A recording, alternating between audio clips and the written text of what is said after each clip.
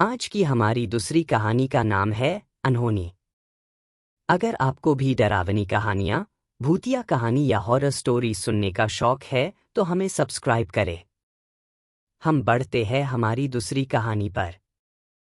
मुझे भी आपकी तरह भूतों से बातें करना, उनकी कहानियों देखना बहुत अच्छा लगता था। कभी कभी तो मैं पूरी रात भूतों की किताबें पढ़ते हुए उनकी कहानियाँ दोहराते हुए निकाल देता था।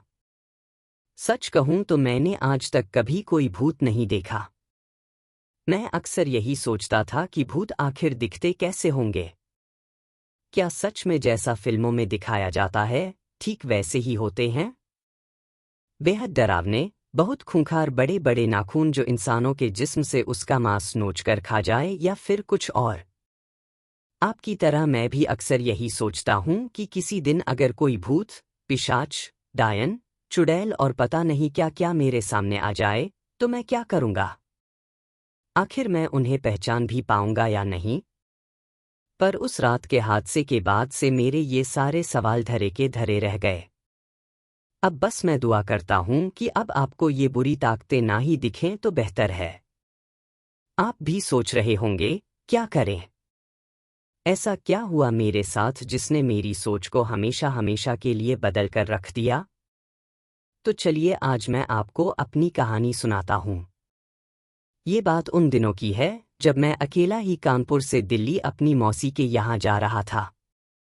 रात का सफर था, ऊपर से सर्दियों का मौसम। इस पर भी मैंने अपने लिए खिड़की वाली सीट बुक की थी। उस दौरान मेरी उम्र 23 साल की थी। मुझे बहुत अच्छे से याद है कि मैं खिड़की की सीट से अपना चेहरा बाहर निकालकर सर्दियों का मजा ले रहा था और बाकी मौजूद पैसेंजर अपनी नींद का। तभी अचानक ही बस ड्राइवर ने जोर की ब्रेक लगा दी। मैं खिड़की से गिरने को ही हो गया। अबे क्या पीकर चला रहा है? मरने का ही शौक है तो पटरी पर लेट जाके हम लोगों को क्यों मारना चाहता है? अचानक ब्रेक लगने से सबकी नींद हराम हो गई।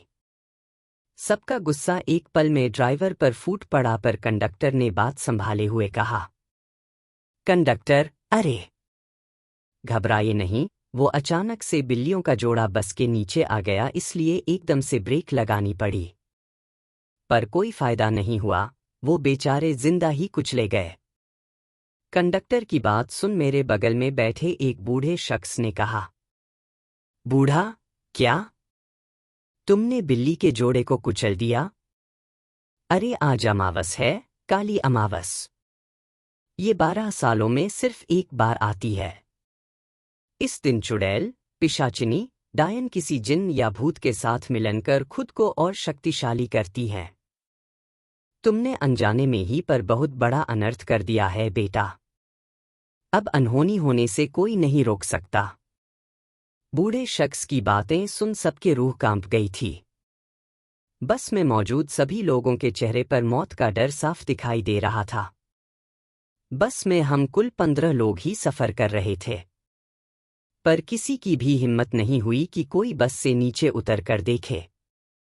पर कंडक्टर ने बूढ़े शख्स की बातों को हवा में उड़ाते हुए कहा, कंडक्टर अंकल, आप बुढ़ापे में सठिया गए हो। कुछ भी अनाप शनाप बक करके मेरे पैसेंजर को भी डरा रहे हो। देखो कैसे हम आपको सही सलामत दिल्ली पहुंचाते हैं। ड्राइवर साहब, जरा बस को हवाई जहाज तो बनाओ और जल्दी से दिल्ली पहुंचाओ। कंडक्टर बड़े ही जोश से ड्राइवर से कहता हुआ उसकी तरफ देख ही रहा था कि उसकी आंखें फटी की फटी रह गई। ड्राइवर अपनी सीट पर नहीं था। ड्राइवर के गायब होते ही बस में हल्ला हो गया। सब लोग एक पल में बेचैन हो गए। तभी कंडक्टर ने सबको शांत कराते हुए कहा, कंडक्टर, अच्छा शांत हो जाइए आप लोग। इसमें घबराने की कोई बात नहीं। जब कभी बस रुकती है तो ड्राइवर साहब बिना बताए हल्के होने चले जाते हैं। इसमें डरने वाली कोई बात नहीं है।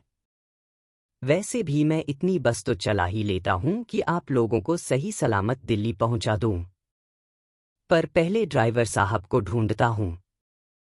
इतना कहकर कंडक्टर गाड़ी से उतरने ही वाला होता है कि मेरे बगल में बैठे बूढ़े शख्स ने कंडक्टर को चेतावनी देते हुए, बूढ़ा, सुना नहीं कंडक्टर, बाहर मत जाओ। ड्राइवर अब कभी वापस लौटकर नहीं आने वाला और अगर तुम भी बस से उतर गए तो तुम्हारा भी वही हाल होगा जो तुम्हारे ड्राइवर का हुआ है, फिर कभी नहीं मिलोगे। बूढ़े शख्स के इतना कहने पर भी कंडक्टर ने उसकी एक नहीं सुनी और बेफिक्र ही बस से उतरकर ड्राइवर को आवाजें लगाने लगा। कंडक्टर, ड्राइवर साहब, कहाँ हैं आप? ड्राइवर साहब, अब चलिए। यार, पैसेंजर परेशान हो रहे हैं। जंगल के बीचों बीच बस रोक के कहाँ गायब हो गए? कंडक्टर चीख चीख कर ड्राइवर को आवाजें लगा रहा था। उसकी चीखों की गूंज ड्राइवर पूरे जंगल में गूंज रही थी। एक तो शरद रात, ऊपर से डर का खौफ। ये मेरी जिंदगी का पहला लम्हा था जब मुझे यकीन हो गया था कि जरूरी नहीं कि हर बार डर आपके सामने कोई चेहरा लेकर आए। कहते हैं जब डर हवा में घुल जाता है तो हर एक सांस कीमती लगने लगती है। ऐसा ही कुछ हमारे साथ भी हो रहा था। सबकी सांसें डर के बारे गर्म हो गई थी कि तभी कंडक्टर की एक चीख ने सबका खून जमा दिया। सब लोग खिड़की से बाहर देखने लगे थे पर किसी को भी कंडक्टर दिखाई नहीं दिया। तभी अचानक से कंडक्टर का सिर बस के शीशे को तोड़ता हुआ किसी फुटबॉल की तरह हम सबके बीच आ गिरा। कंडक्टर का कटा सिर देख सबके पैरों तले जमीन खिसक गई। सब लोग डर के मारे चीखने लगे थे। सच कहूं तो एक पल को कंडक्टर के कटे सिर में मुझे मेरा सिर दिखाई दे रहा था और अभी तो अनहोनी की शुरुआत भर थी। कंडक्टर के मरते ही बस के आसपास काले साए मंडराने लगे थे। अजीब अजीब सी आवाजें कान को छीलने लगी थी।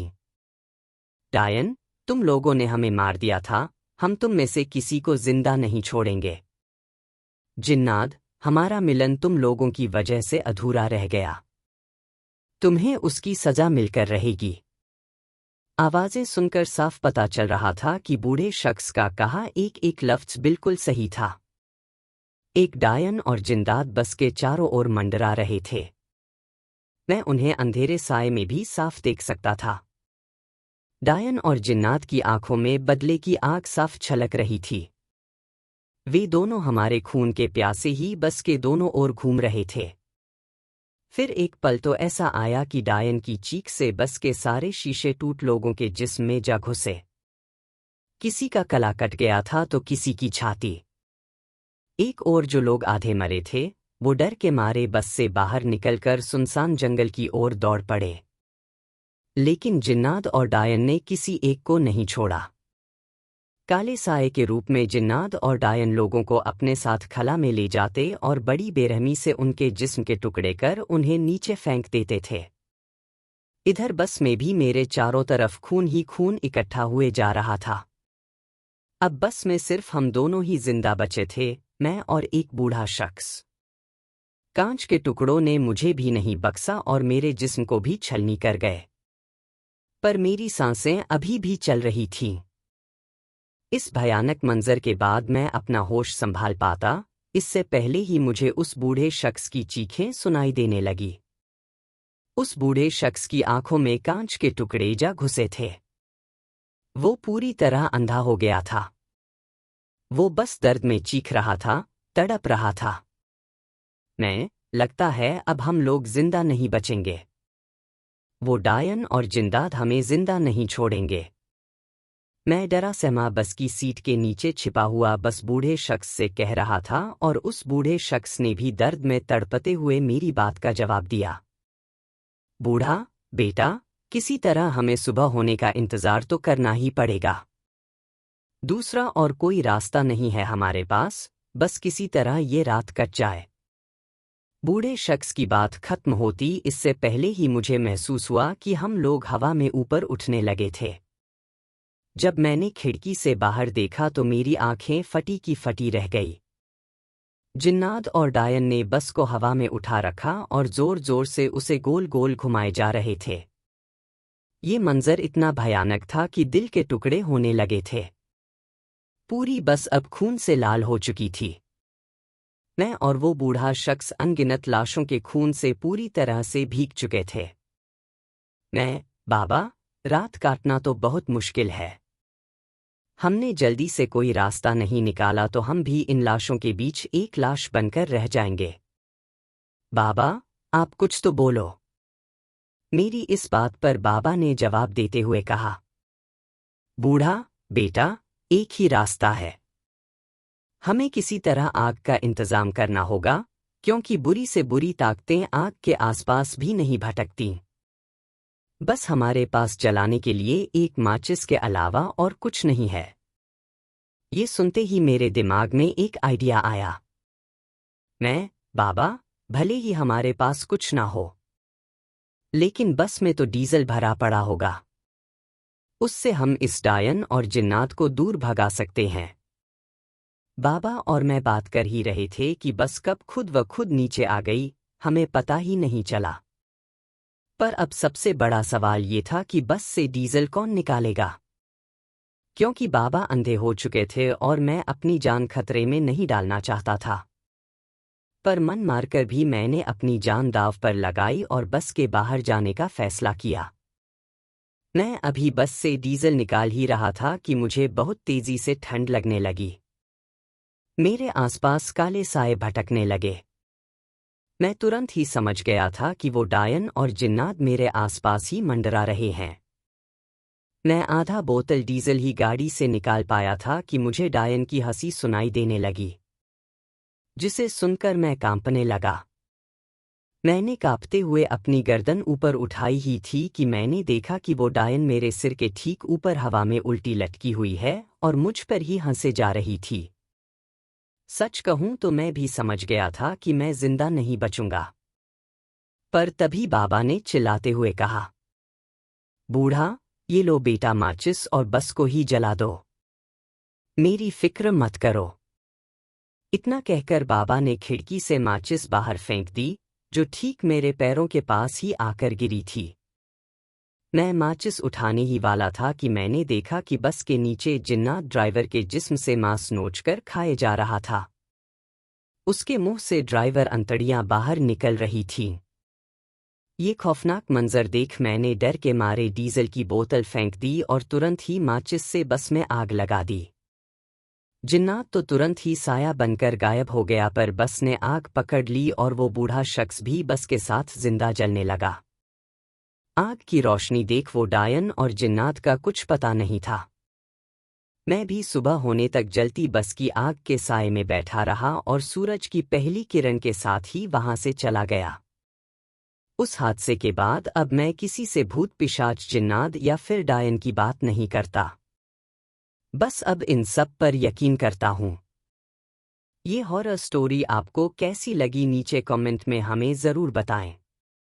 ऐसी और भी डरावनी कहानियाँ सुनने के लिए हमें सब्सक्राइब करें।